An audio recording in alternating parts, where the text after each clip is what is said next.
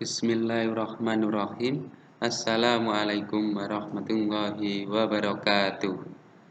Bertemu lagi dengan Ustadz Abdul Ghafur.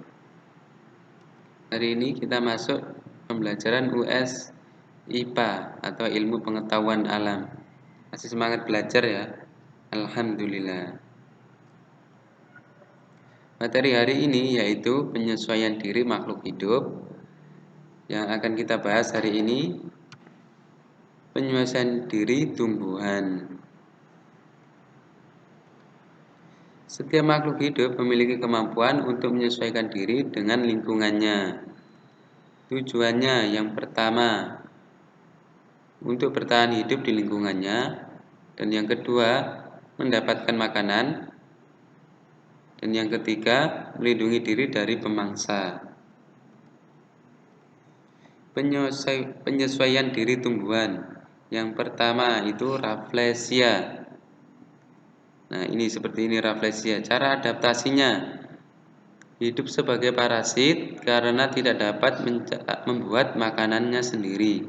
Jadi raflesia ini merupakan tumbuhan parasit karena tidak dapat membuat makanannya sendiri. Dan yang kedua, adaptasinya mengeluarkan bau busuk untuk memikat serangga yang membantu penyerbukannya. Jadi mengeluarkan bau busuk itu tujuannya memikat serangga untuk membantu penyerbukannya.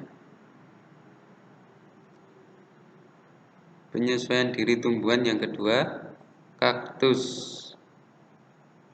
Nah, biasanya kaktus ini hidup di padang pasir. Cara adaptasinya, memiliki daun berbentuk seperti duri yang berfungsi untuk mengurangi penguapan. Jadi duri-duri itu sebenarnya adalah daunnya. Dan yang kedua, memiliki batang tebal berdaging untuk berfungsi menyimpan cadangan air. Jadi batangnya yang tebal itu tujuannya untuk menyimpan cadangan air. Dan yang ketiga, memiliki akar yang panjang untuk mencari air. Jadi akarnya kaktus ini sangat panjang karena berfungsi untuk mencari air. Tidak hanya di sekitarnya kecil itu, tapi menjalar ke dalam, ke samping juga semuanya. Panjang jadinya. Penyesuaian diri tumbuhan yang selanjutnya yaitu teratai. Nah, ini biasanya di sungai. Ini ada tumbuhan teratai. Cara adaptasinya yang pertama, memiliki tangkai dan berongga untuk menyalurkan udara ke akar. Tangkai yang berongga ini tujuannya menyalurkan udara ke akarnya. Dan yang kedua, memiliki daun lebar dan tipis untuk mempercepat penguapan dan mengapung di permukaan air. Jadi selain tujuannya untuk mengapung, daun juga itu yang tipis daunnya itu juga digunakan untuk mempercepat penguapan. Dan yang ketiga, memiliki akar yang menancap kuat di dasar perairan. Jadi akarnya itu kuat yang menancap di dasar perairan. Jadi tidak mengikuti arus sungai. Jadi tetap di tempatnya. Yang selanjutnya jati. Nah, ini pohon jati. Ini cara adaptasinya yaitu menggugurkan daun saat musim kemarau. Jadi semua daun-daunnya itu digugurkan saat musim kemarau. Tujuannya apa? Mengurangi penguapan. Jadi sehingga dia bertahan hidup itu dengan cara menggugurkan daunnya.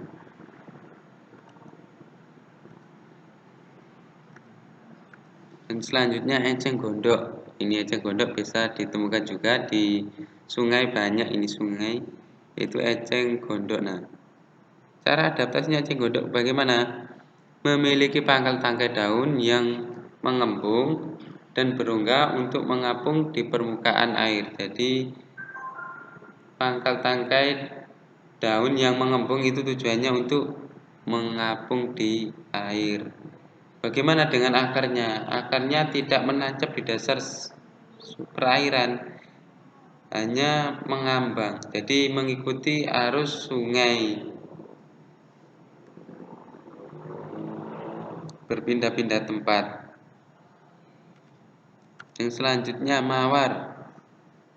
Mawar yaitu cara adaptasinya memiliki batang berduri untuk melindungi diri dari pemangsa.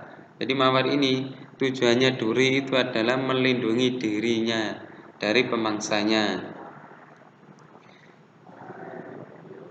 Dan yang kedua memiliki warna mahkota bunga yang menarik perhatian serangga untuk membantu penyerbukannya.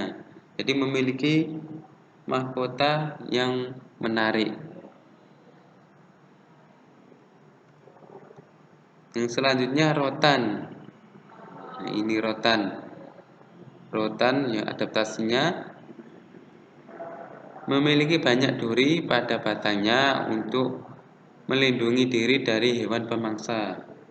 Jadi rotan ini mempunyai duri di batangnya untuk melindungi dirinya dari pemangsa.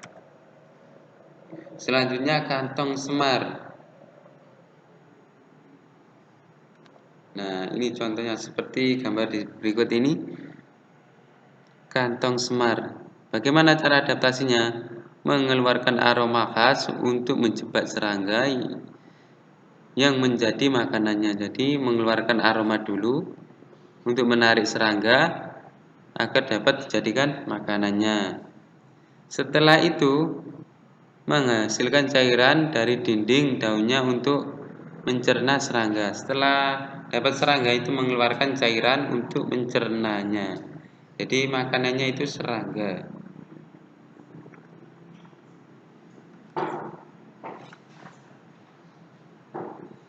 Yang selanjutnya putri malu. Di sawah-sawah biasanya banyak putri malu. Cara adaptasinya bagaimana? Mengatupkan daun ketika disentuh untuk melindungi diri dari herbivor yang akan memakannya atau memangsanya.